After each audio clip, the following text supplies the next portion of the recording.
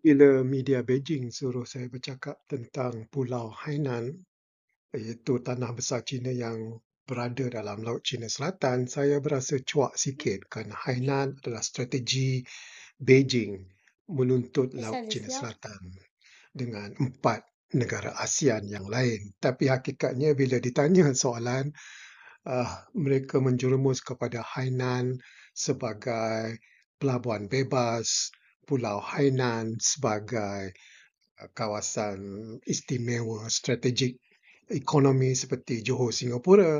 Jadi saya melihat oleh kerana Hainan itu dekat dengan ASEAN dan dekat juga dengan Malaysia, maka ini adalah situasi menang-menang. Jadi saya pun pujilah sikit mengapa Hainan boleh membantu ASEAN kalau Hainan itu adalah entrepot, iaitu pelabuhan bebas, cukai bebas, tiada tarif. Jadi itulah hakikatnya.